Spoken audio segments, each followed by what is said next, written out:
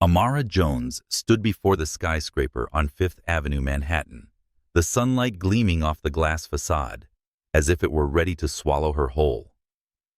The strap of her old, worn-out handbag dug painfully into her shoulder as she took a deep breath, trying to calm her pounding heart.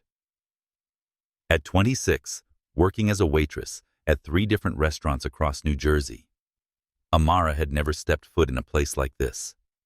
The lobby, paved with cold white marble, reflected her scuffed sneakers like a silent reminder that she didn't belong there. 2 security guards dressed in stiff uniforms let their eyes skim over her, pausing at her worn shoes and the discount store dress. Amara felt their judgment, like an invisible blade, slicing through her fragile self-esteem. But today, she couldn't let those stares stop her. She had to get to the 35th floor, where the man she loved was waiting, or at least she hoped he still was. The elevator chimed, softly opening with a cautious invitation. Amara stepped in quickly, retreating to the corner, feeling like an intruder. 2 men in expensive suits followed her, their designer cologne, overwhelming the small space. They talked about the stock market, million-dollar numbers, sliding off their tongues like a game. But when they noticed Amara, they paused for a beat, their eyes grazing over her like appraising a worthless object. Amara lowered her head fingers, gripping the strap of her bag, trying to hold her posture straight.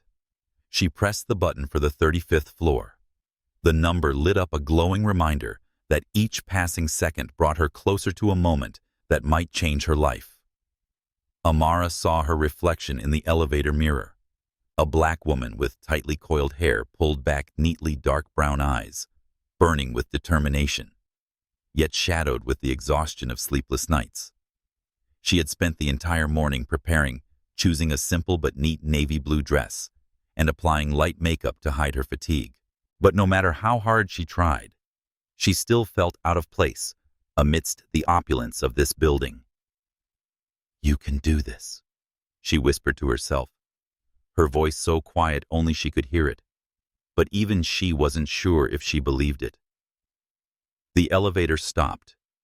The doors opened to the 35th floor hallway, where a golden plaque read, "William Harper, M.D., Cardiothoracic Surgery," glinting under the lights. Amara stepped out, her legs heavy as lead. The receptionist, a blonde woman with a high ponytail and an incredible smile, glanced her over from head to toe, her gaze resting on Amara's worn-out bag as if to ask, "What are you doing here?" "I have an appointment with Dr. Harper," Amara said, trying to keep her voice calm, despite her racing heart. The receptionist nodded, but the disdain in her eyes was impossible to miss. "Dr. Harper will see you shortly. Please have a seat." Amara didn't sit. She stood still, clutching her bag strap tightly, eyes scanning the waiting room with its soft leather chairs and artistic paintings on the wall. Everything here screamed wealth and power, a loud reminder of the distance between her and William Harper's world. William, the man she had loved for 3 years, the one who made her believe that love could overcome all barriers, class, race, background. But their love had always been a secret. William, the son of an elite Boston family, a Harvard graduate about to begin his cardiothoracic surgery program at Massachusetts General Hospital, had never introduced her to his family or friends. "It's just not the right time yet," he once said, his charming smile dissolving all her doubts. But today, Amara wasn't here to question him. She was here to tell a truth that would change their lives. "Dr. Harper will see you now," the receptionist said, her tone mechanical. Amara inhaled deeply and stepped into William's office. It was a spacious room with floor-to-ceiling windows overlooking the glittering expanse of Manhattan, making her feel smaller than ever. William sat behind a walnut desk, his eyes focused on a medical file. Brown hair neatly combed his navy suit, radiating the confidence of someone born to lead. He didn't look up immediately. "This is unexpected, Amara," he said. "I thought we agreed to keep communicating by phone calls considering my current schedule." Amara stood still, her fingers gripping her bag so tightly her knuckles turned white. "I needed to speak to you in person," she said, trembling but resolute. Something in her tone made William finally look up, his blue eyes flashing briefly with annoyance at the interruption. "William, I'm pregnant. With twins." Silence fell over the room, sharp as a blade. William slowly removed his designer glasses and set them on the desk with the precision of a surgeon. His eyes showed no surprise or joy, only a cold, calculating stare Amara had never seen before. "And what exactly do you want from this information?" he asked, his voice flat as if discussing a clinical case. Amara felt her heart clench. "I just thought you should know. Maybe we can." Her words faltered, dissolved when she saw the dry smile form on William's lips. "You think I'd throw away my career for a waitress from New Jersey and two bastard kids that may not even be mine?"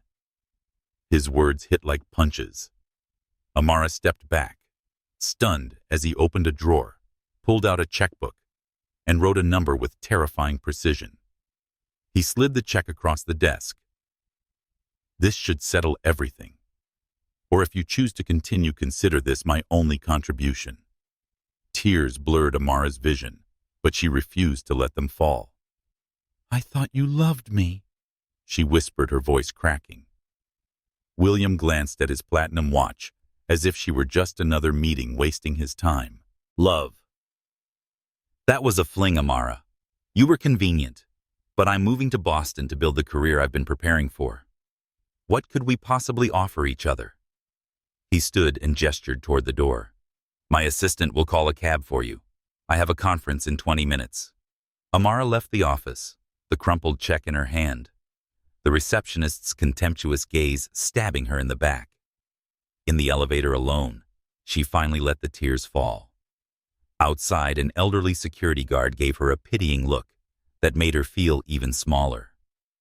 Back at her rundown Bronx apartment, Amara sat on the floor, staring at the peeling ceiling. The check was now torn into pieces in the trash. With $247 in her bank account overdue rent, and 2 lives growing inside her, she placed her hand on her belly and whispered into the darkness, "What are we going to do now?" The question hung in the air unanswered. But deep inside, a small fire began to burn, the fire of resilience. Amara Jones woke up on the stiff single bed, faint light from the window shining through a torn curtain, revealing the cracks in the wall. The sounds of traffic from the street mingled with the slow rhythm of her heartbeat, as if to remind her that a new day had begun, another day to face a harsh reality. She placed her hand on her belly, feeling the gentle movements of the twins, now 5 months along. But that fragile joy quickly faded when her eyes landed on the overdue rent notice on the kitchen counter, a glaring red warning stamped across it. 3 months past due. Eviction if not paid by the 15th. With only $247 in her bank account, Amara knew that date would arrive faster than she could manage. Pregnancy had left her exhausted. The nausea didn't just come in the morning, it lingered all day, sending her running to the bathroom mid-shift at the restaurant under the annoyed stares of customers and coworkers. That morning, working at a diner in downtown New Jersey, she was late again because she had to get off the bus to throw up. The manager, a middle-aged man with a permanently furrowed brow, pulled her aside behind the counter. "Amara, I get that you're going through a tough time," he said, avoiding her eyes. "But customers are complaining. A pregnant waitress? It doesn't look professional. This is your final paycheck." He handed her a thin envelope, the amount inside barely enough to cover a month's bus fare. Amara nodded, saying nothing, because she knew arguing would change nothing. It was the second job she had lost that week. Her remaining job, the night shift at a 24-hour diner in the suburbs, didn't last much longer. As her belly became more noticeable, customers started staring. Some whispered about the pregnant black girl, like she was a passing curiosity. The manager, though short-staffed, eventually called her into his office. "I don't want to let you go, Amara, but business is down. You understand, right?" His words were gentler than the other managers, but the pain hit just the same. Amara left the diner with trembling hands. Her only companions were the silence and chill of the New Jersey night. Back at her apartment, Amara received the formal eviction notice from her landlord, an older man with an emotionless voice. "Rules are rules, Ms. Jones. I have a waiting list for this unit." She didn't beg. She didn't cry in front of him. Instead, she spent the night packing just a few sets of clothes, a box of family photos, and her mother's old coffee maker. The things that didn't fit into 2 suitcases she gave to a neighbor, another single mother struggling to raise 3 children. "You sure about this?" "Amara," the woman asked, her eyes full of sympathy. Amara only nodded, refusing to let herself break. On her last night in the apartment, Amara sat on the bare mattress, counting the money she had left, $112. Not enough for a deposit on a new place. Not enough to buy food for 2 weeks. She looked around the empty room, once filled with simple dreams. A steady job, a small family, a life free from the anxiety of scraping by. William Harper's words rang in her mind, sharp as a knife. "You can't afford a child. You were never meant to be part of my world." Amara held her belly as silent tears fell, but each kick from the twins reminded her she wasn't allowed to give up. The next morning, Amara dragged her 2 suitcases to a women's shelter in Harlem. The space was clean, but crowded with bunk beds packed close together, and crying babies echoing through the night. The women there, young girls, older women, each carried stories of heartbreak, domestic violence, layoffs, illness. Diane, an older black woman, with neatly tied silver hair, lay in the bunk beside Amara. "First night's the hardest, sweetheart, but you'll get used to it," she said. Amara nodded, though the thought of getting used to this sent a shiver down her spine. Diane looked at Amara's belly and asked, "Close to due. Got any family to help you?" The question struck a deep pain. Amara shook her head and turned toward the wall to hide her tears. Her mother had died of cancer when she was in high school. Her father had left when she was a child. William had been the only person she ever hoped would become her family. Now, he was nothing but a cruel memory. "Twins," Amara whispered, almost as if to comfort herself. Diane smiled softly. "2 babies, 2 blessings. You're stronger than you think, honey." The next morning, Amara stood in line for breakfast at the shelter, her plastic tray trembling. A young volunteer with a warm smile scooped an extra spoonful of peanut butter onto her oatmeal. "Good protein for the babies," the girl said sincerely. That small act of kindness nearly brought Amara to tears.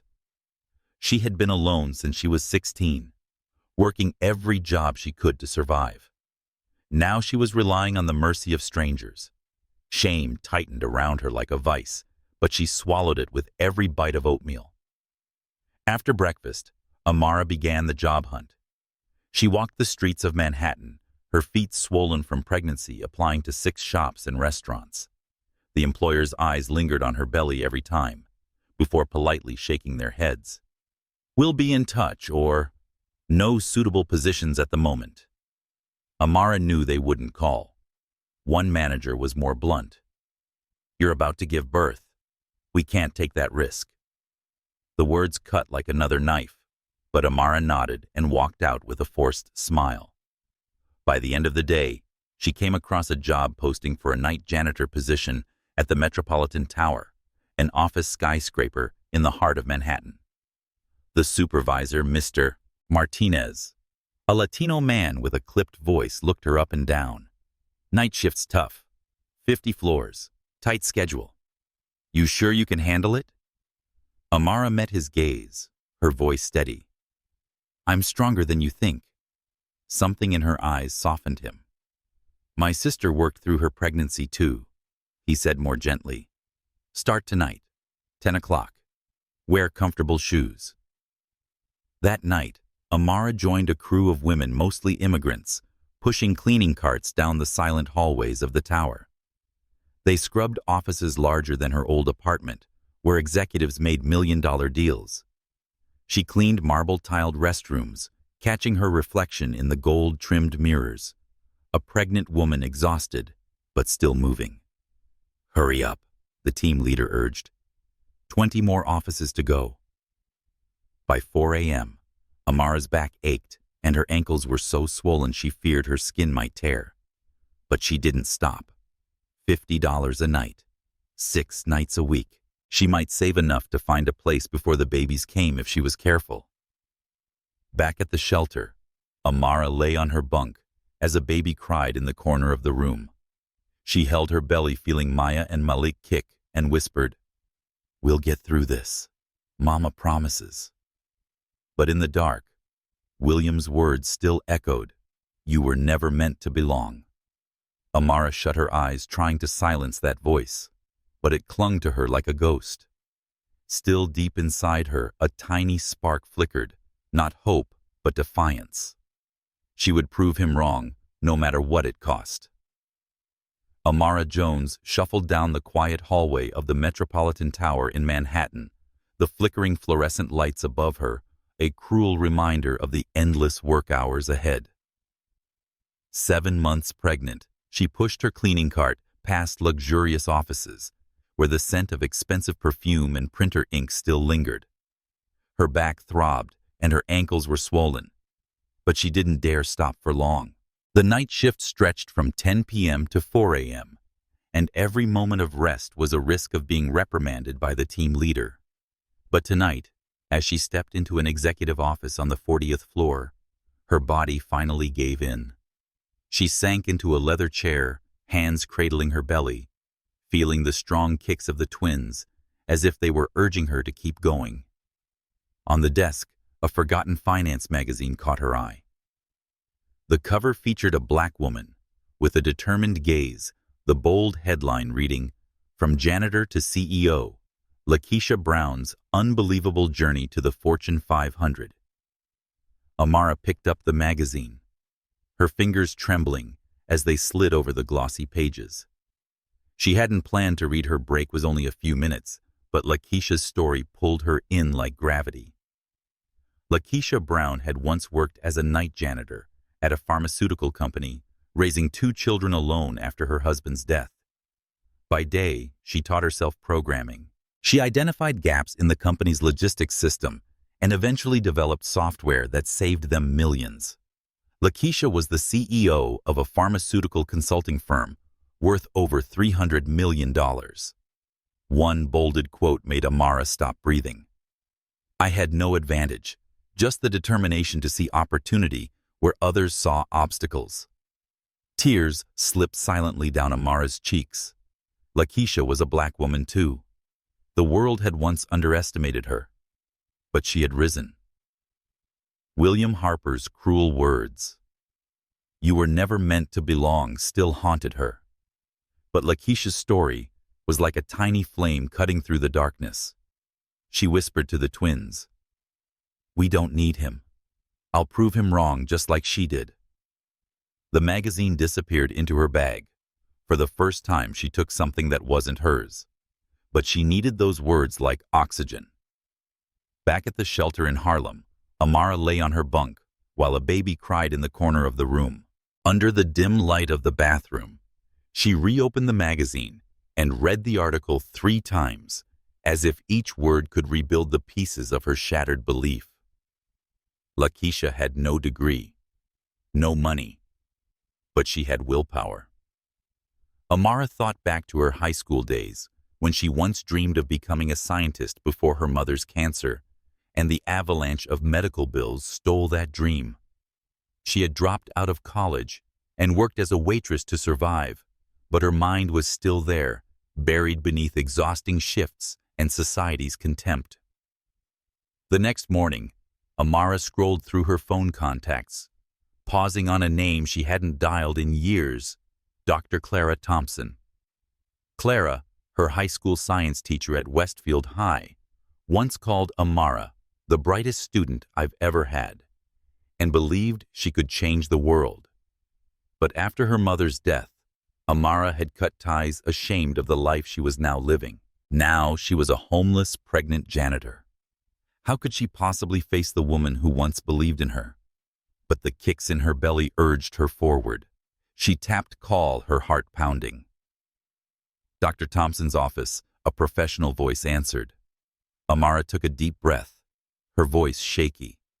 "This is Amara Jones, a former student of Dr. Thompson's at Westfield High. I want to speak with her." A long pause. Then Clara's warm voice broke through Amara. "Is that you?" The kindness in her tone nearly made Amara cry. She told Clara everything. Her pregnancy, the job losses, the eviction, and the overwhelming despair. Each word stripped away a layer of shame, but Clara never judged. "Meet me tomorrow," she said firmly. "Right, Biotech Lab. Brooklyn. 2 o'clock. Amara ended the call, tears running down her cheeks. She didn't know what Clara could do to help, but her voice was the first light Amara had seen in the dark. That night, she lay on her bunk, clutching Lakeisha's magazine, and she fell asleep for the first time in months, without William's words haunting her. The next afternoon, Amara stood in front of a converted warehouse in Brooklyn's industrial district, a modest sign reading, "Right Biotech Research," hanging by the door. She wore her old navy blue dress, standing as tall as she could, despite the weight of her belly. Inside, the space was orderly, filled with simple furniture, the scent of chemicals, and the hum of lab machines, evoking a world of science she had once longed for. Clara appeared, her black hair streaked with gray, sharp brown eyes filled with warmth. At first, she said nothing. She just hugged Amara tightly, like a mother welcoming a lost child. "You were always my best student," Clara said, guiding Amara through the lab, where young researchers worked with cutting-edge equipment. "When you didn't attend college, I always wondered what happened." Amara told her about her mother's cancer, the medical bills, and the years of survival through low-wage jobs. Clara listened without interrupting, then brought her into her office overlooking the bustling lab. "I need an administrative assistant," she said plainly. "Someone smart, organized, reliable, flexible hours. And..." She looked at Amara's belly with a soft smile. "The babies will be welcome once they're born. We can convert a small room into a nursery." Amara froze. "You'd hire me?" "Like this?" Clara nodded, her gaze firm. "I'm hiring your mind, the same one that once solved complex biology equations, like they were puzzles. Pregnancy has nothing to do with your capability." Clara's words swept away the fog of despair. Amara nodded, tears slipping down her cheeks this time, tears of hope. "Thank you," she whispered, her voice choked. Amara felt a weight lift from her chest as she left the lab, as if a door had opened. She looked down at her belly and whispered to Maya and Malik, "We have a chance. I won't waste it." On the subway back to Harlem, the stares of strangers no longer made her shrink. She knew the road ahead wouldn't be easy. But for the first time in months, she believed she could make it, not for William, but for herself and her children. Amara Jones entered the Wright Biotech laboratory feeling like she was entering a new world. The air was filled with the scent of chemicals and the soft hum of machinery. Young researchers bent over lab benches working with test tubes and computer screens. 8 months pregnant, Amara felt the weight of each step, but her eyes shone with determination. Her old navy blue dress, now stretched tightly around her swollen belly, did little to hide her condition, but she held her back straight, refusing to let curious glances deter her. Dr. Clara Thompson, who had given her this opportunity, stood at the lab door smiling warmly, ready to begin. "Amara," Clara asked, her voice kind, but carrying a hint of challenge. Amara nodded, gripping the frayed strap of her handbag. She had been assigned the administrative assistant role, a simple job, but to her, it was a bridge back to the scientific dream she had once buried. On her first day, she organized researchers' schedules, entered experimental data, and managed supply inventories. These tasks weren't glamorous, but Amara approached them with astonishing precision, as if every spreadsheet and form was a brick paving her future. During lunch breaks, instead of eating, she sat in a corner of the lab and read scientific articles left behind on desks. Terms like biochemical signaling and proteomics analysis overwhelmed her initially, but she looked up every word carefully, taking notes in an old notebook. Clara noticed her eyes glinting with approval. "You're not just working, you're learning," she said, placing a stack of textbooks on Amara's desk in the third week. "Start with cell biology. If you don't understand something, ask." At night, Amara returned to the Harlem shelter, where the cries of babies and arguments echoed through the halls. She sat in the bathroom, under dim light, textbooks open on her lap. She read about DNA structure and how cells communicate, and felt a part of her dormant intelligence enough to awaken. But learning was not easy. Pregnancy left her exhausted, and the judgmental glances from other women at the shelter, some whispered about the black girl who thinks she's better than us, made her feel isolated. Diane, the older woman who slept in the bunk beside her, was a rare light source. "What are you doing with all those books?" she asked one night, watching Amara take notes with a flashlight. "Studying. For a better life for my children," Amara answered, her voice steady. Diane nodded, her eyes filled with respect. "Good. Don't let them drag you down." Clara wasn't just a mentor, she was a pathfinder. Seeing how difficult it was for Amara to manage life at the shelter, she contacted a nonprofit organization to help her rent a small studio apartment near the lab. "You need a stable place before the babies arrive," Clara said, handing Amara the keys. The apartment was only 300 square feet, with old wooden floors and a tiny kitchen. But to Amara, it was her first real home. Though working on tight budgets, the researchers at the lab donated used baby items, a portable crib, a combination changing table and dresser, and a rocking chair. Sanjay Rao, a postdoc, grinned as he assembled the crib. "We're a small lab, but we treat each other like family."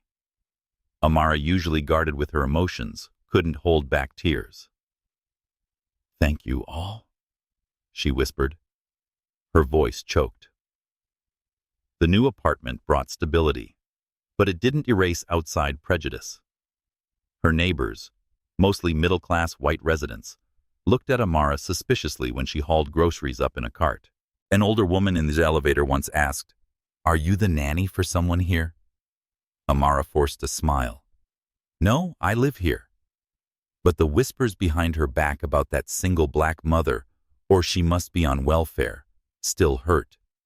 She reminded herself, "They don't know my story. They don't matter." She focused on her work, and studies determined not to let others define her. Clara encouraged Amara to enroll in community college courses in biology, with a scholarship for single parents. "You have talent," Clara said, "but talent needs to be refined." Amara hesitated, worried about time and costs, but Clara was firm. "You've overcome things most people couldn't. This is just one more step." Amara signed up for 2 evening classes, beginning the challenge of balancing work study and pregnancy. She attended class with a heavy belly, sitting in the back row, carefully taking notes while trying to ignore her aching back. Some students looked at her curiously. A few whispered about the pregnant girl who thinks she's smart, but Amara ignored them. She knew each lecture was a step closer to the future she was building for herself and her children. At the lab, Amara gradually took on more complex responsibilities. She no longer just entered data. She analyzed experimental results and proposed more efficient systems. Once she noticed an error in Sanjay's dataset that saved a week of lab work. You've got eagle eyes. Sanjay laughed, but Clara looked at Amara with pride. It's not just her eyes, she said. It's her mind. Those small compliments were fuel. Amara no longer saw herself as a failed waitress or an abandoned single mother. She was Amara Jones, a woman rebuilding her life. But not every day was easy. One night after returning from class, Amara collapsed onto the apartment floor, utterly drained. She cradled her belly, feeling Maya and Malik kick powerfully, and whispered, "I'm doing this for you. I won't let you grow up feeling worthless like I did." William Harper's words echoed faintly, but no longer cut like before. Instead, she thought of Lakeisha Brown Clara and the people who believed in her. She opened her notebook and kept reading about cellular metabolism, even as her eyelids grew heavy. One morning, when Amara arrived at the lab, Clara led her to a corner renovated into a childcare area. A used crib and a changing table stood beside Amara's desk. "When the babies arrive, they'll be here with you," Clara said. Amara stared at her, tears glistening. "Why are you helping me so much?" she asked. Clara smiled, her gaze distant with memory. "Because I was once a single black mother too, Amara. I know how harsh this world can be. But I also know women like you can change it." Those words felt like a promise, a new fire in Amara's chest. She knew the road ahead would be hard, but she no longer had to walk it alone. Amara Jones lay in a hospital bed in Manhattan, the cold white lights of the delivery room shining down on her sweat-drenched, exhausted face. Another contraction gripped her body, and she clutched the bed rail, her breathing ragged. Outside the window, snow fell quietly on a January morning, blanketing the city like a promise of new beginnings. But in this moment, all Amara could feel was pain and vulnerability. She had been in labor for 12 hours, alone with no family or loved ones by her side. The doctor, a middle-aged woman with a calming voice, held her hand. "You're doing great, Amara. Just one more push."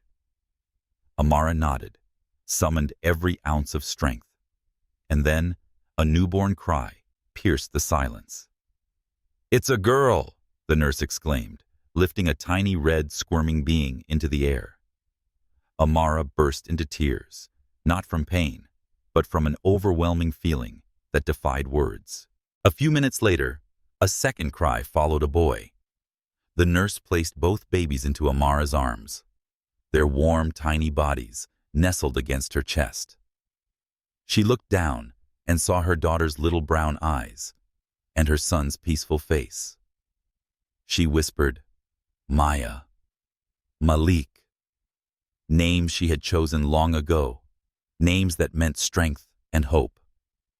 At that moment, every ounce of pain, every judgment, every cruel word from William Harper dissolved into nothing. "You'll never know the name of the man who rejected us," she whispered, her voice breaking but resolute. "But the world will know your names. I promise you that."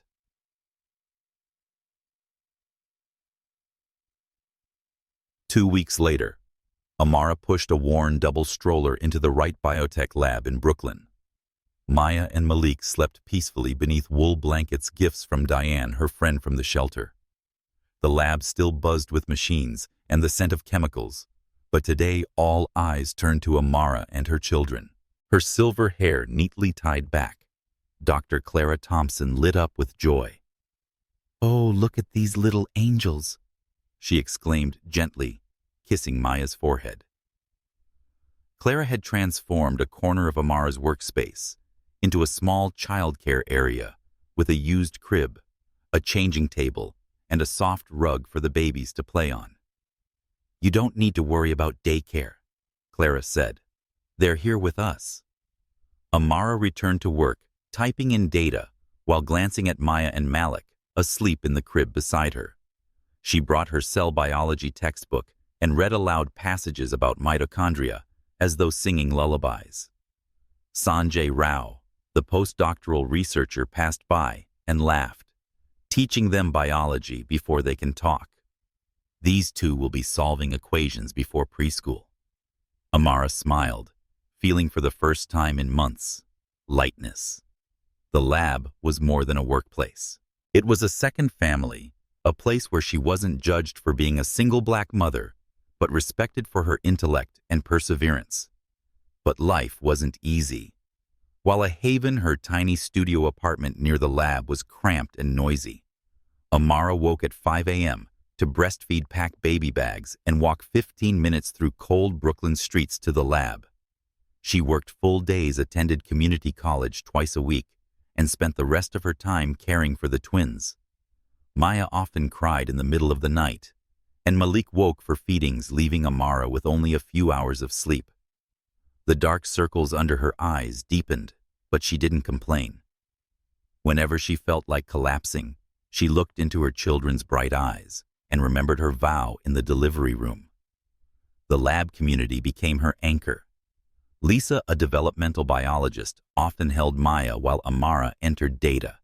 "She's got the eyes of a future scientist," Lisa would say, making Amara laugh.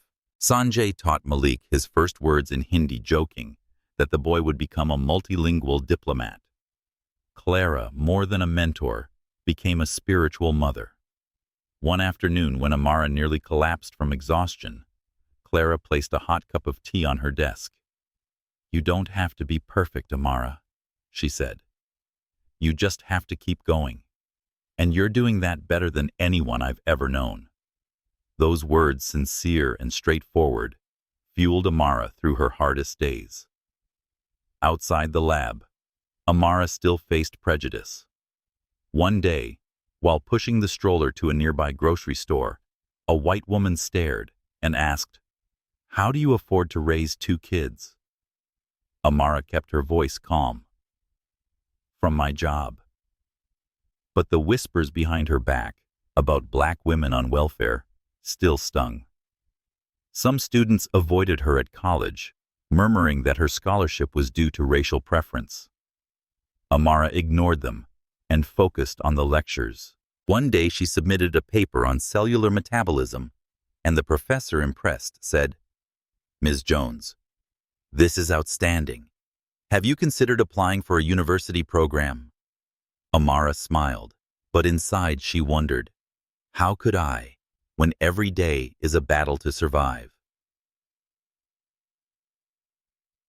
Despite everything, Amara found joy in the smallest moments. One evening she rocked in the nursery chair, Maya sleeping on her shoulder. Malik curled in her lap. Street lights shimmered through the window like stars. She read aloud from her textbook, her voice gentle. "The mitochondria is the powerhouse of the cell." Malik stirred as if listening. Amara smiled, feeling deeply connected to her children. They were the reason she studied late at night, the reason she endured judgment, the reason she never gave up. One night, as she changed Maya's diaper, a flash of William Harper entered her mind. She pictured him in his sleek Boston office, surrounded by admiration, unaware of the 2 children who shared his blood. The old pain surfaced, but no longer cut deep. Instead, it ignited a quiet fire inside her. "We're proving him wrong." Every single day she whispered to Maya, kissing her forehead. She returned to her desk, reopened her textbook, and continued taking notes, though the clock read 2 a.m. Clara noticed Amara's progress. One day she called her into the office, her eyes serious. "You have the potential for more than this assistant role, Amara. Please consider applying to university after community college. Your children deserve a mother who leads, not just survives." Amara hesitated, but Clara's words planted a seed. She looked out into the lab, where Lisa held Maya and Malik giggled in her arms. And she whispered to herself, "One day I will." Amara Jones sat at the kitchen table, the dim light of a desk lamp casting a soft glow on the open cell biology textbook before her. It was nearly midnight on June 11, 2025, but she continued taking notes diligently, right hand holding a pen, left gently patting Maya, who was fussing in the crib beside her.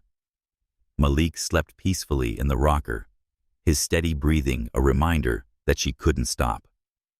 At 27, Amara was a single black mother, working full-time at Biotech, attending community college 2 nights a week, and raising 2-year-old twins. Every day was a race against time, but she never complained. She knew each page, each hour of work, was a step toward the promise she'd made in the delivery room.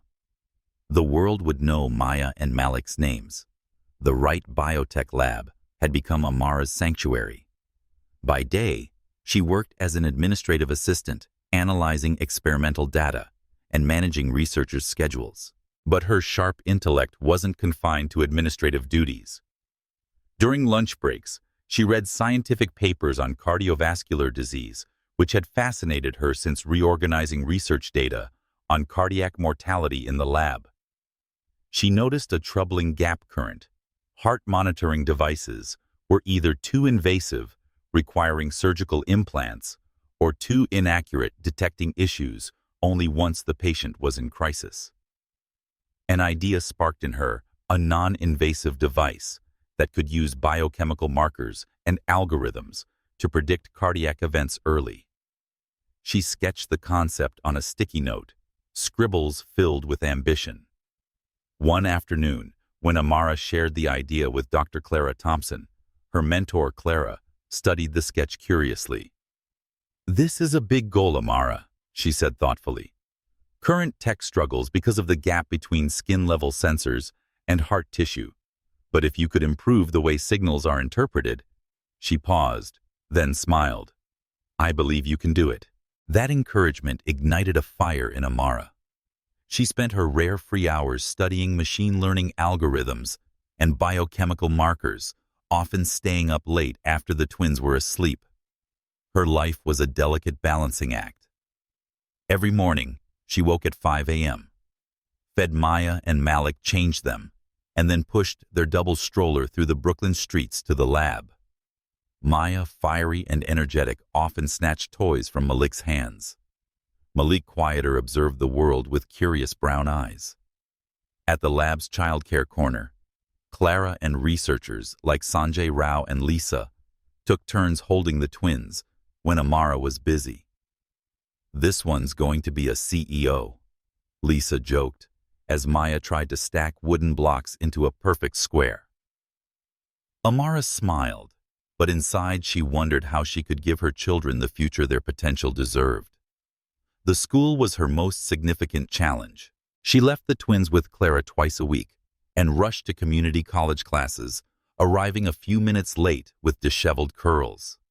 She studied biology and introductory chemistry concepts she grasped quickly thanks to her lab experience. But the academic environment wasn't always welcoming. Some classmates, primarily young white students, whispered about her preferential scholarship, as if she didn't belong there.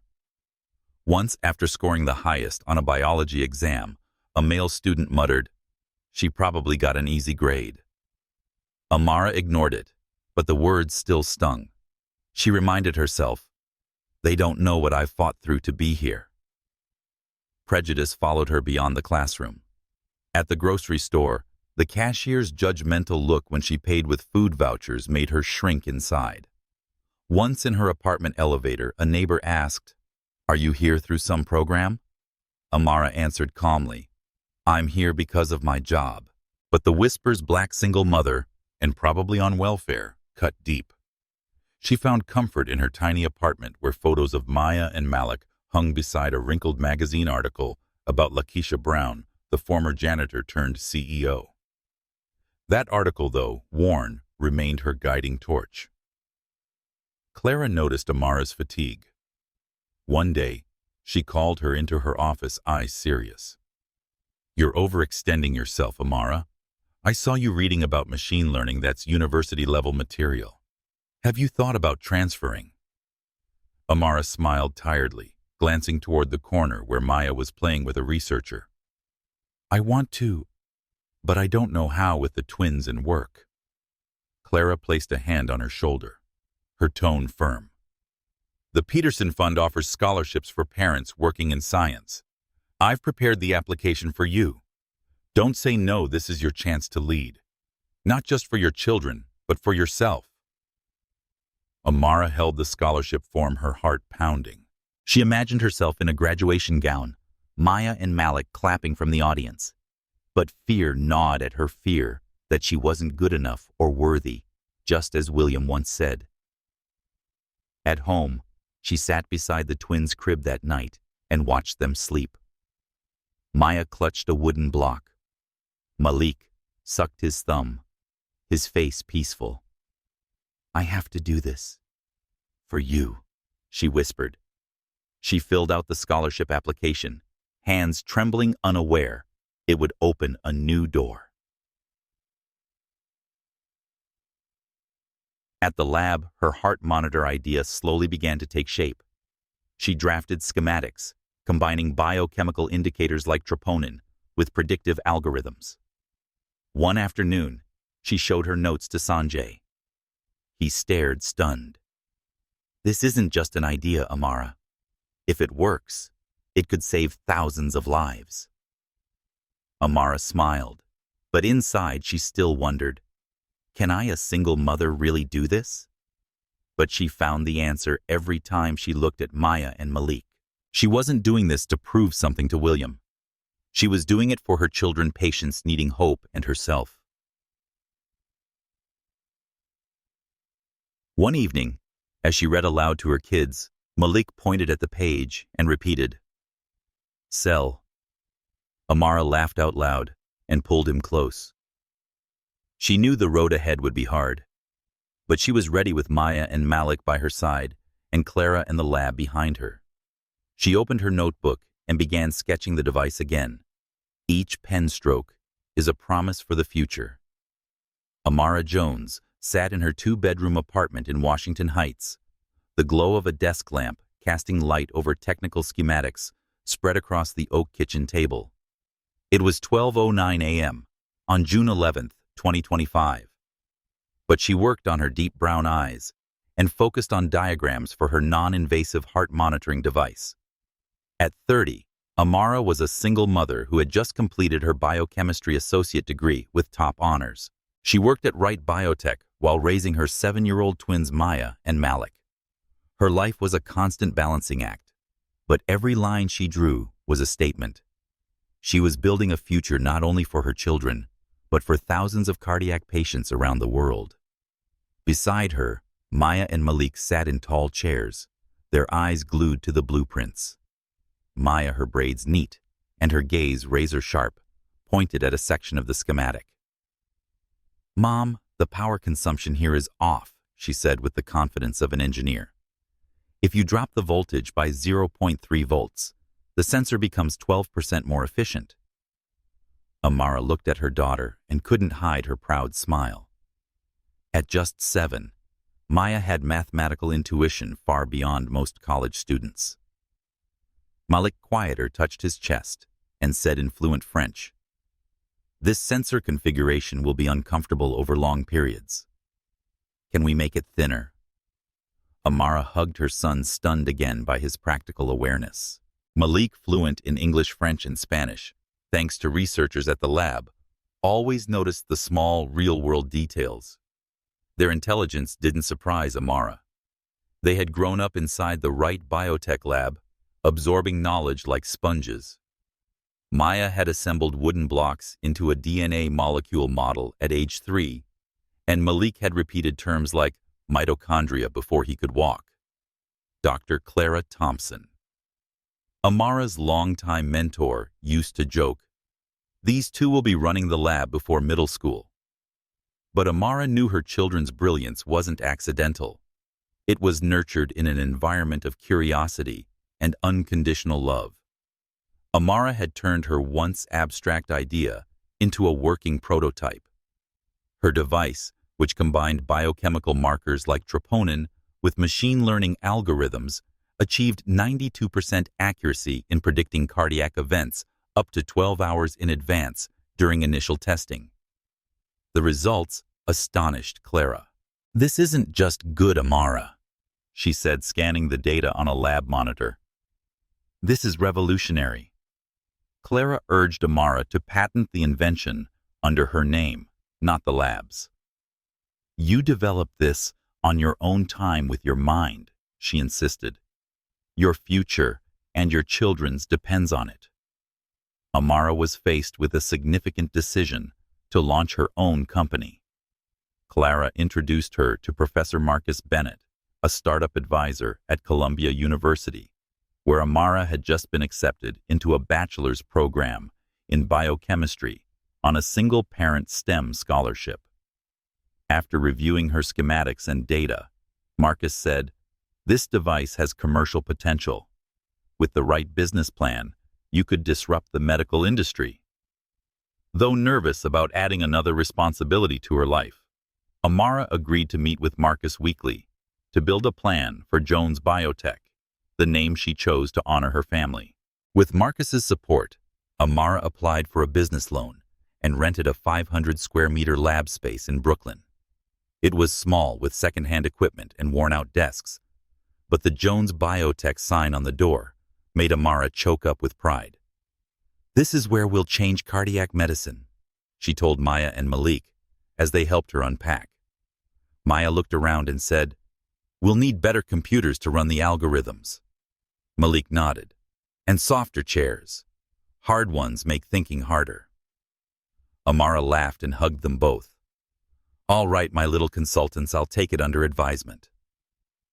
Jones Biotech quickly drew attention. Marcus arranged a pitch meeting with Horizon Medical Ventures, a fund focused on health tech.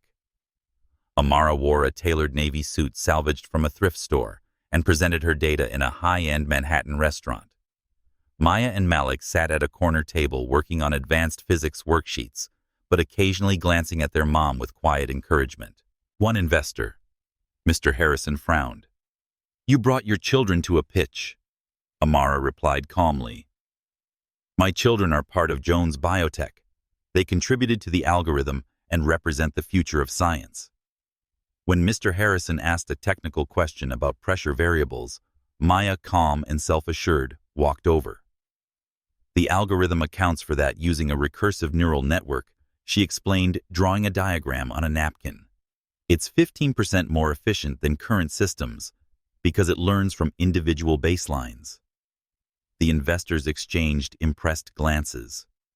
3 weeks and 4 meetings later, Horizon offered $3 million for 20% equity, enough for Amara to expand the lab, hire engineers, and begin clinical trials. But success didn't erase bias. At a private meeting, another investor asked, "You're a single mother with no MD. Why should we believe you can lead a company like this?" Amara, no stranger to such questions, responded evenly. "My data speaks for itself. And I've built a medical advisory board with 6 cardiologists." She knew these doubts weren't just about qualifications, they were about race, gender, and her status as a single mom. But she refused to be shaken. Amara pinned the Lakeisha Brown article back home, next to her patent certificate. She watched Maya and Malik now debating how to improve the algorithm using Python, and felt an overwhelming surge of belief. "We're doing it, babies," she said, voice full of hope. Maya looked up, her expression serious. "Mom, how many people are we going to save?" Amara pulled her daughter close and whispered, "Thousands, sweetheart. Thousands." Amara Jones stood before the mirror, adjusting an elegant, straightforward navy blazer. It was 12:18 a.m. on June 11, 2025, and she was preparing for an important day presenting Jones Biotech's heart monitoring device at the Medical Innovation Conference in Chicago. At 32, Amara was a single black mother, CEO of an $80 million startup, and a biochemistry undergraduate student at Columbia University. Her modest but cozy apartment stood as a testament to her journey from a pregnant waitress to a leader in the medical technology industry. At the kitchen table, Maya and Malik, now 9, were working on advanced math problems, debating a differential equation in Spanish. Amara looked at her children, her heart swelling with pride. With neatly braided hair and sharp eyes, Maya had written a data optimization algorithm for the heart device that impressed Jones Biotech's engineers. Malik, quiet and perceptive, fluent in 5 languages, often served as a diplomat, explaining his mother's ideas to international investors.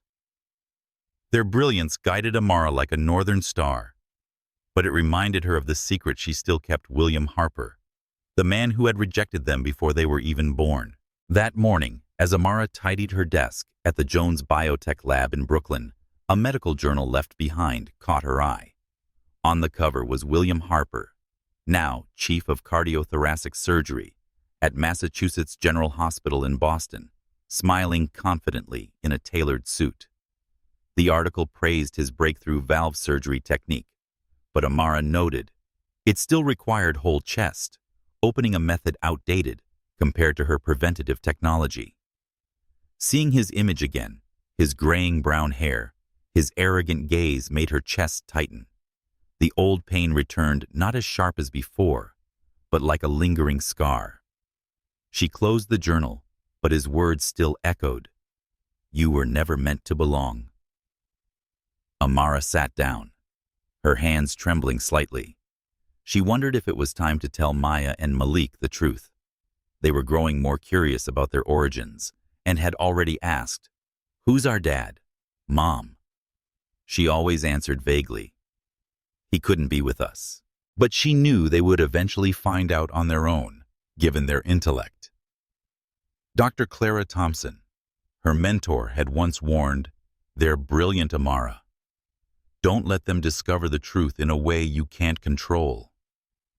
Amara stared out the lab window, sunlight glinting off high-tech devices, and decided not yet.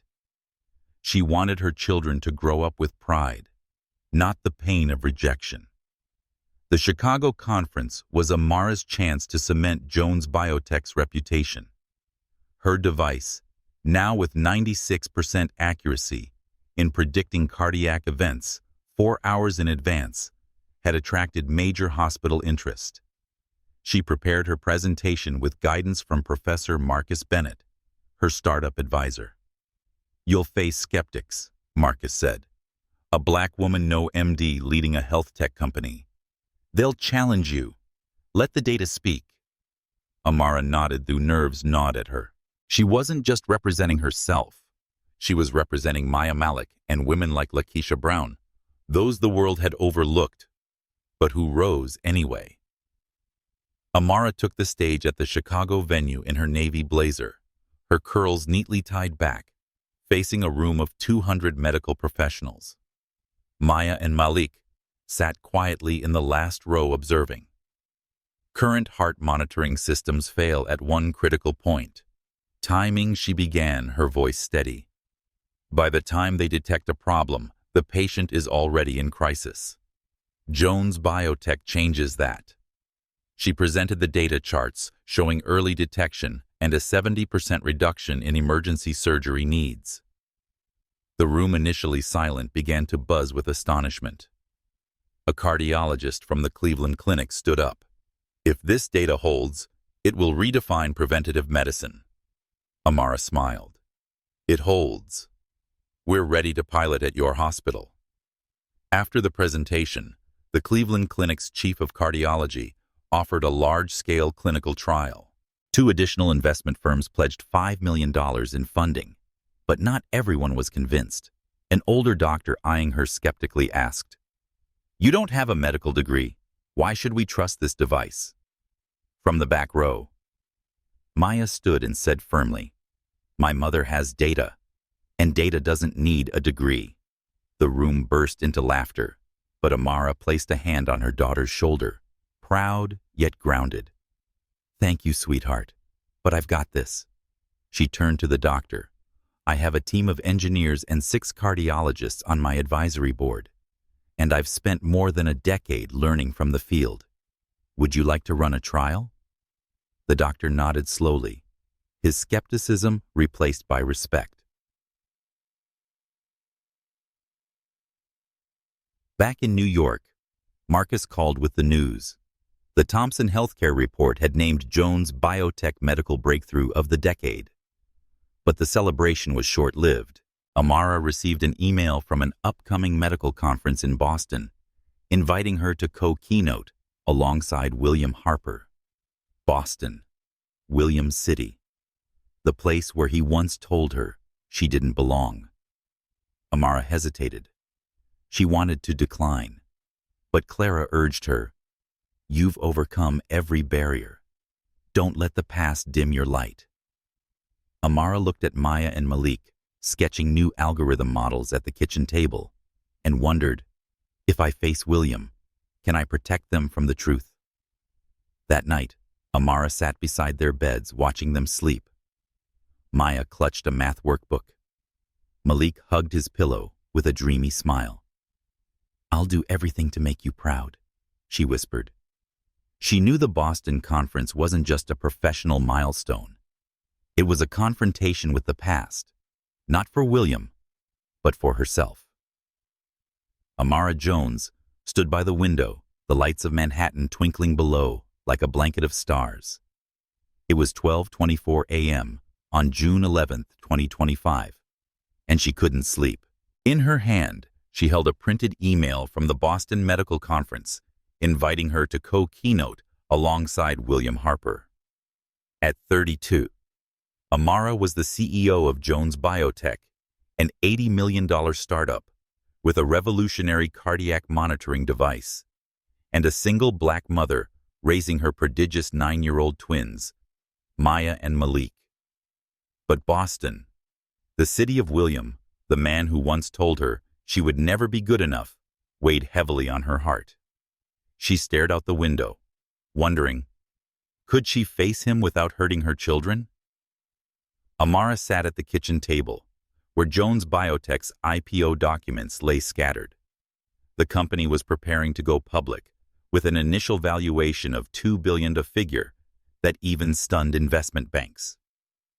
Her device boasts 96% accuracy in predicting cardiac events up to 4 hours in advance, which saved 2,000 lives in clinical trials and attracted contracts from 12 major hospitals. Yet the success couldn't erase the anxiety growing inside her. Maya and Malik, with their exceptional intelligence, were growing increasingly curious about their father. She had kept the truth about William Harper from them for 9 years, but Boston was his territory, a place full of people who knew him and possibly their past. Maya emerged from the bedroom, hair in messy braids, holding a tablet. "Mom, I just checked the cardiac lab specs at Boston Scientific," she said excitedly. "Their imaging device could improve our microvascular detection parameters." Malik followed, his brown eyes curious. Speaking in fluent Japanese, "I found a cardiac monitoring patent archive at Harvard. Can we visit it?" Amara smiled, though her heart felt heavy. The children didn't know how personal this trip to Boston was for her. "We'll arrange something," she promised, avoiding their gaze. That morning, Amara video called her mentor and spiritual mother, Dr. Clara Thompson. Clara's silver hair, tied neatly, appeared on the screen, her eyes full of concern. "Are you ready for Boston?" she asked. Amara sighed, twisting the phone cord around her finger. "The presentation is ready. The data is indisputable. But William will be there." Clara tilted her head, her voice gentle but firm. "I'm not asking about the presentation. Amara, William is the past, but Maya and Malik are the present. Are you planning to tell them about him?" Amara glanced at her children, debating algorithms in the living room, and whispered, "They're not ready. They're only 9. Clara shook her head. "They're smart and curious. Boston is William's home turf. If they find out on their own, you'll lose control."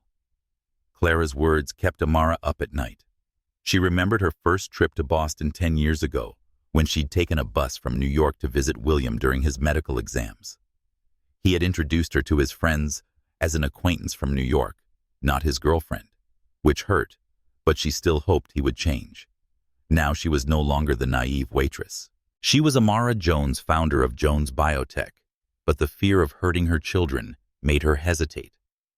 She decided she wouldn't reveal the truth in Boston, but had to prepare for the day she would.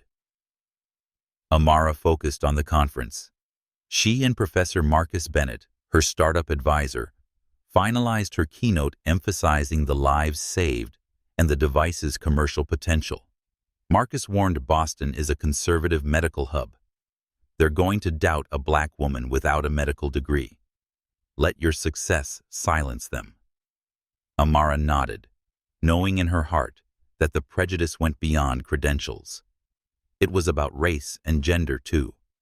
She steeled herself, not just to present, but to face William, not for revenge, but to affirm her worth. Maya and Malik were excited about the trip. "I want to visit MIT's nanotech lab," Maya said, eyes glowing. "They're researching sensors that could enhance your device." Malik nodded, switching to German. "And the linguistics library at Harvard. I want to see ancient manuscripts on medical translation." Amara hugged them, amazed by their passions, but worried they might uncover something about William. She told herself, "Get through the conference, and I'll find a way to tell them the truth." On the day of departure, Amara and the twins boarded a private jet provided by the conference organizers, a perk for keynote speakers. The plane took off from Teterboro Airport, bringing her closer to Boston than she had been in years. She looked out the window, remembering the bus ride 10 years ago, when she still believed in William's love. Now she didn't need him. She had Jones Biotech, Maya Malik, and a purpose far greater than herself. But as the plane landed, her heart pounded. She knew this trip wasn't just another conference, but a turning point where past and present would collide. Amara and the children were escorted to the presidential suite overlooking Boston Common at the Four Seasons Hotel in Boston. Maya immediately opened her laptop and checked the Wi-Fi bandwidth. Good. I can finish the European trial data analysis by tonight. Malik explored the suite, commenting in Italian. This architecture reflects classical Renaissance style common in 20th century Boston. Amara smiled, but her heart was heavy. She opened the conference schedule on her phone. Her presentation was set for the next morning, right after William Harper's keynote. "Mom, I saw the program," Maya said casually. "Dr. Harper's valve repair technique reduces complications by 30%, but your device will lower the need for surgery altogether." Malik nodded. "But some of his recent surgeries have had issues. Medical blogs say he's under criticism." Amara froze, stunned at how matter-of-factly the children were analyzing their biological father without knowing the truth. While Maya and Malik attended the youth scientist's reception that night, Amara prepared her keynote in the suite. A tablet alert startled her. A Boston Finance News article headlined, "Surgical Star. William Harper faces scrutiny as Jones, Biotech redefines cardiac medicine." The piece highlighted how Amara's device rendered surgical techniques like William's obsolete. She closed the article, unwilling to compare. She wasn't seeking revenge only to protect her children and build a legacy. But as she stood by the window staring at Boston's lights, she knew tomorrow would change everything. Amara Jones stepped into the grand lobby of the Boston Convention Center, the glow from the crystal chandeliers reflecting off her custom-tailored navy suit. It was the morning of June 11th, 2025, and her heart pounded as she prepared to present at the biggest medical conference of the year, where she was a co-keynote speaker alongside William Harper. At 32, Amara was the CEO of Jones Biotech, an $80 million startup with a revolutionary cardiac monitoring device and a single black mother raising her prodigious 9-year-old twins Maya and Malik. She held their hands, Maya, with her neatly braided hair, and Malik with his curious eyes, as they walked through a crowd of global medical experts. But the gazes weren't fixed on Amara solely for her company's fame. She could feel the scrutiny aimed at a black woman leading in a field still dominated by white men. The lobby buzzed with activity. But Amara sensed a piercing stare from across the room. She turned, and time seemed to stop. William Harper, tall in a deep blue suit, stood among colleagues, his piercing blue eyes locked onto hers. He looked older, his brown hair streaked with gray, yet his arrogant confidence remained unchanged. His gaze shifted to Maya and Malik, and Amara saw him stiffen, as if realizing something. She tightened her grip on the twins and said calmly, "Let's go. We must get ready." But Malik, more perceptive than his sister, whispered, "Mom, that man was looking at us weird." Amara forced a tight smile. Just an old colleague. Amara checked her slides in the prep room, though her mind was spinning. An organizer announced, "Dr. Jones, you and Dr. Harper will be on stage in 30 minutes for sound check." Amara nodded, but her chest tightened. Maya opened her tablet and reviewed the slides. "Mom, the transition from clinical data to cost analysis needs to be clearer." Malik nodded in Japanese. "And you should emphasize the number of lives saved, 2,000. It's a powerful figure." Amara embraced her children, proud, yet anxious. They didn't know the man on stage was their biological father, the one who had once called them bastards. William walked into the prep room, trailed by a group of assistants. He paused upon seeing Amara, his gaze flickering between her and the children. "Amara," he said, voice restrained but tinged with surprise. "It's been a long time." She nodded coldly. "Dr. Harper." His eyes lingered on Maya and Malik, on Malik's angular jawline and Maya's sharp gaze, features unmistakably like his. "Are these your kids?" he asked in a low voice. "Maya and Malik Jones." Amara emphasized their last name. "They support me in algorithm development and data analysis." William extended a hand to sound friendly. "Nice to meet you both. I'm Dr. William Harper." Maya shook his hand, studying him like a scientist. "Your valve repair technique reduces complications by 30%, but our device eliminates 65% of surgeries through early prediction." William blinked, startled by her bluntness. Malik, more polite, added in French, "Your surgery was once a breakthrough, but now preventive medicine is more effective." William forced a smile, his eyes flicking back to Amara, as if he wanted to ask something. But the organizers interrupted time to take the stage. The main hall was packed with 800 medical professionals. The moderator, a physician from Johns Hopkins, announced, "Today we witness two approaches to cardiac care: surgical by Dr. Harper and preventive by Dr. Jones." William presented first, his voice confident, as he walked through complex valve repair slides. But Amara noticed the defensiveness in his tone when addressing recent complications. The audience applauded politely, but without enthusiasm. Standing backstage, Amara took a deep breath and stepped forward. The moderator excitedly introduced her. Dr. Amara Jones, founder of Jones Biotech, creator of what's being called the biggest leap in cardiac monitoring. This century, Amara walked to the podium, her gaze confident, yet composed. "The future of cardiac care isn't better surgery." She began, voice clear. "It's eliminating the need for surgery." She presented the data. Jones Biotech's device predicted cardiac events with 96% accuracy and saved 2,000 lives in clinical trials. The room buzzed with astonishment, then erupted into a standing ovation when she said, "This is the change patients deserve." Standing at the edge of the stage, William watched her with a complex expression, part admiration, part disbelief. He realized she was no longer the trembling waitress in his office 10 years ago. During the Q&A session, the audience focused entirely on Amara, asking questions about her technology, leaving William to defend an increasingly obsolete surgical technique. One doctor asked him, "How can your surgeries compete with predictive tools like those of Jones Biotech?" William gave a strained smile, but Amara could see the unease in his eyes. After the conference, Amara was surrounded by doctors who were eager to implement her device. Maya and Malik, radiating confidence, answered technical questions, astonishing the crowd. But William blocked their path as they left the hall. "Amara, we need to talk," he said quietly. Maya frowned. "Mom, why is Dr. Harper so interested in us?"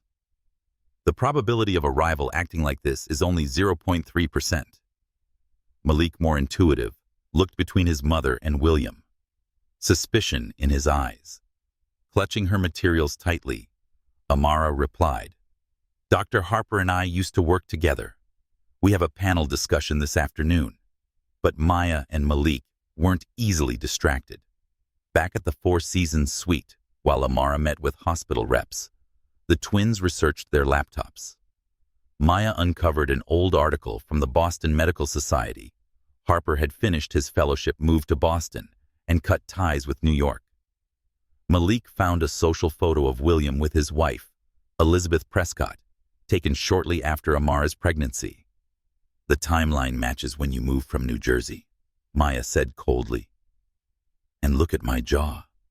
It's the same as his." Malik, trembling, asked, "He's our father, isn't he?" Amara had just returned to the suite and froze at the laptop screen. She sat down, tears shimmering.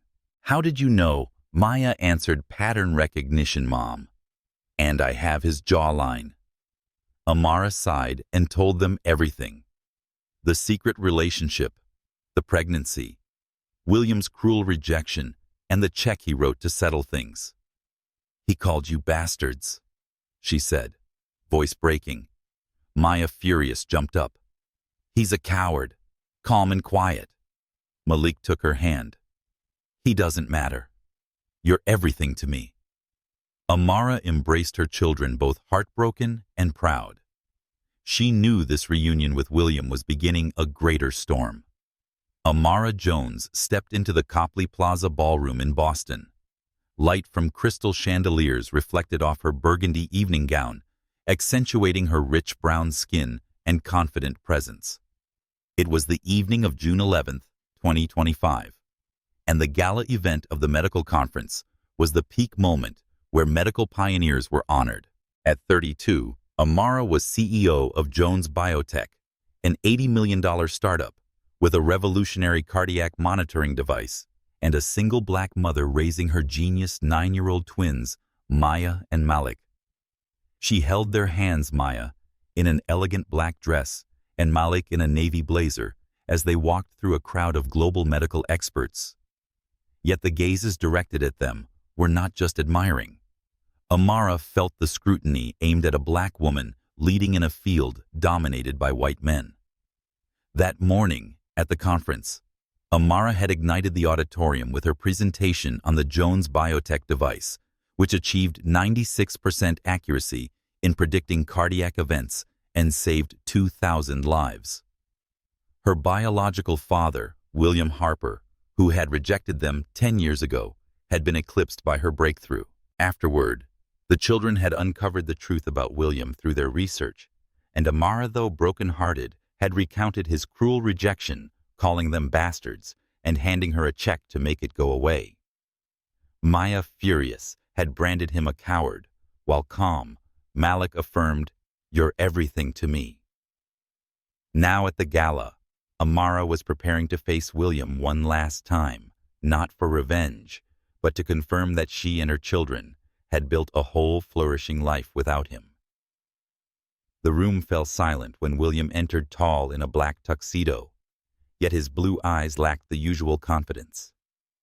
He sat at a distant table beside his wife, Elizabeth Prescott, the daughter of a hospital chairman, but his gaze drifted toward Amara and the children. With her sharp intellect, Maya whispered, "He's analyzing us like a data sample." Malik, more sensitive, squeezed his mother's hand. "Are you okay, Mom?" Amara smiled and squeezed his hand gently. "I'm fine. We're a team. Remember?" The gala began with a series of honor speeches. Amara received thunderous applause when introduced as a pioneer in preventive medicine.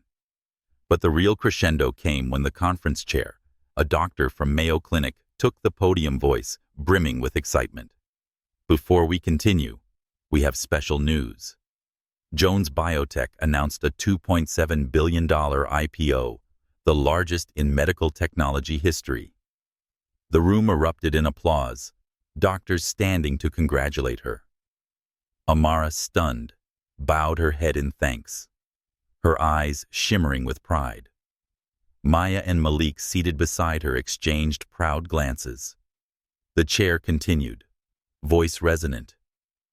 Jones Biotech has acquired Northeast Medical System, including the Harper Cardiology Clinic, as part of its preventive medicine expansion. A collective gasp swept through the ballroom. Every gaze turned to William. He sat motionless, a glass of wine hovering near his lips, his face drained. Amara, unconsciously aware of the moment's weight.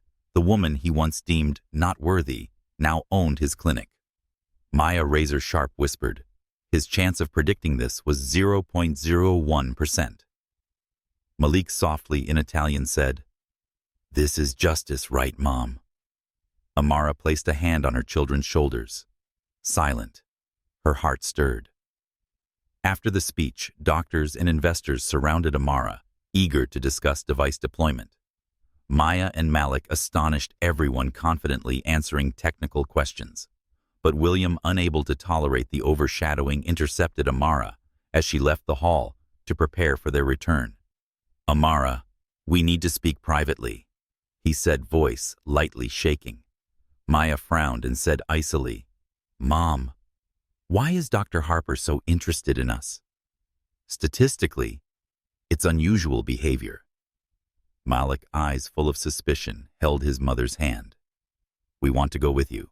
In a private hotel meeting room, William stood facing Amara and the children, his tuxedo slightly rumpled, a glass of wine in hand. "Thank you for seeing me," he began, eyes scanning Maya and Malik's features, seeing himself reflected. "I think we have matters to resolve." Amara, calm but firm, replied, "I see nothing to discuss, Dr. Harper. Our data speaks for itself." William shook his head, voice low. "I mean, they are my children." Maya, with scientific precision, responded, "Biologically, yes. But biology accounts for only 5% of parenting. You abandoned the other 95% 10 years ago." William blinked, stunned by her clarity. Malik, stronger than usual, spoke in French. "Mom told us everything. You said we were bastards, and that sacrificing your career was not worth sacrificing. We don't need you now that we're assets." William's face drained as his words from the past pierced his present. "I have rights," William said quietly, looking at Amara. "Legal rights." Amara, letting emotion show for the first time, responded, "You have nothing. No support, no birth certificate, signature, no contact for 10 years. The court will laugh at you." Maya interjected sharply. "The statute of limitations on paternal claims after abandonment is 7 years in Massachusetts. You're 3 years late." William cornered and looked at the children, shock and pain in his eyes. "I do want to know them," he managed, his voice almost pleading. "They are extraordinary." "Extraordinary, yes, but bastards," Malik echoed softly yet sharply, a direct mirror of William's words. He stepped back and struck. Amara, standing between them, felt a strange liberation. She didn't need to protect them. They were strong. "We have to go," she said, guiding her children to the door. William called after them, "It's not over," but his voice lacked strength, like a man who knew he'd lost. Back at the gala, Amara and her children stood in the spotlight as William sat alone at his table, his eyes vacant.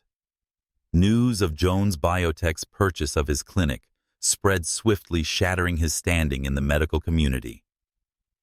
Amara looked at her children with pride, knowing that true justice wasn't in William's downfall, but in the complete loving life they had created. Amara Jones stood by the window of the presidential suite at the Four Seasons Hotel in Boston, the dawn light of June 11th, 2025, filtering through the curtains, illuminating her deep brown face. The city of Boston, once a symbol of disdain and rejection, now stretched beneath her like conquered territory.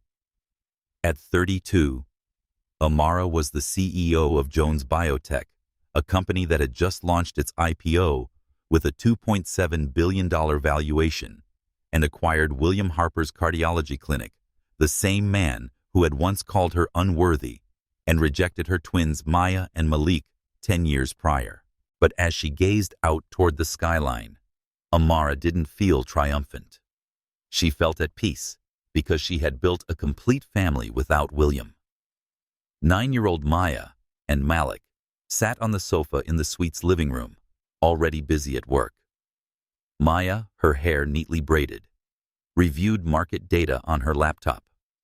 Mom Jones Biotech stock is up 16% since this morning's open. The current valuation is $2.9 billion. Malik, his curious brown eyes on a tablet added in Japanese. A Bloomberg reporter is waiting to interview you in the lobby, and 3 hospital boards are requesting urgent meetings to deploy the device. Amara smiled, astonished by their maturity. They weren't just prodigies Maya, with her mathematical brilliance, and Malik, fluent in 5 languages, they were her companions in a mission to save thousands of cardiac patients. Amara sat down beside them, pulling her children close. "Before we head down to the lobby, I want to talk about last night," she said, her voice gentle but firm. The night before at the conference gala, Jones Biotech had announced the acquisition of William's clinic, collapsing his reputation in the medical community. Maya and Malik had confronted him openly, rejecting his claim of fatherhood and repeating the word he had once used to deny them, bastards. Amara worried about the emotional toll it might have taken. Malik, more sensitive than his sister, held her hand. "I'm okay, Mom. Knowing the truth about Mr. Harper makes everything clearer. He's not our family." Maya, sharp-eyed, nodded. "The probability of you succeeding alone without resources was only 0.03%. But you did it. That's the real data, not his rejection." Amara hugged them, eyes glistening. Maya and Malik weren't just intelligent.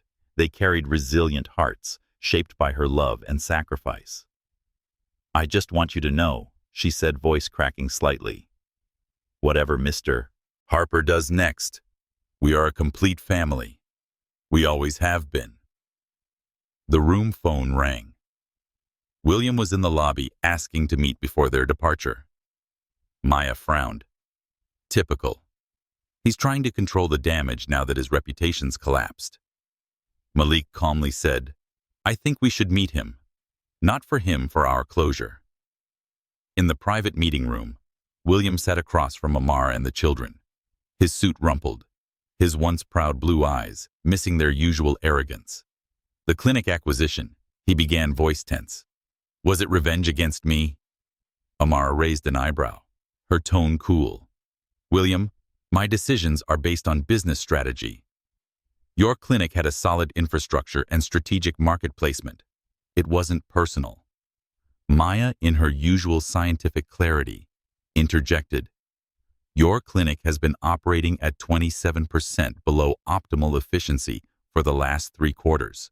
The acquisition price was 17% above market, meaning Mom's team was generous."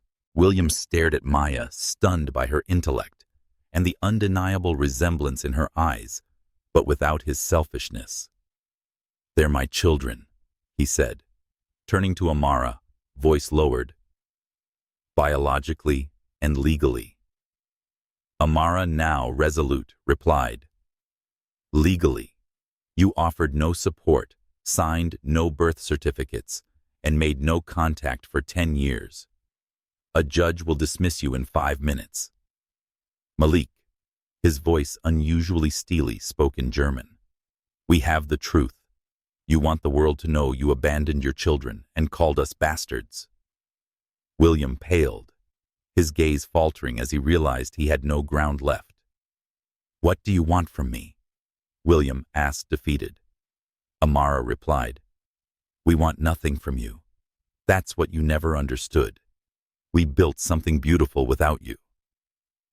Maya, eyes sharp, added, "Statistically, your heart valve repair technique has a 17% higher complication rate than the national average. You should re-examine your method." William stepped back as if struck. Her tone mirrored the coldness he had once used on Amara. As William left the room, Amara felt a weight lift. She led the children back to the suite, ready to leave Boston. A private jet flew them home to New York, landing at Teterboro Airport that afternoon. In the car on the way home, Amara updated them. The Japan expansion contract was signed this morning. The new research facility breaks ground next month. Malik asked, "Do we need to restructure the Harper clinic?" Amara shook her head. "Not entirely." William agreed to a condition: 30% of the clinic's profits will fund the Future Mothers Foundation. The foundation. Amara's idea supports single mothers with childcare scholarships and career mentorship.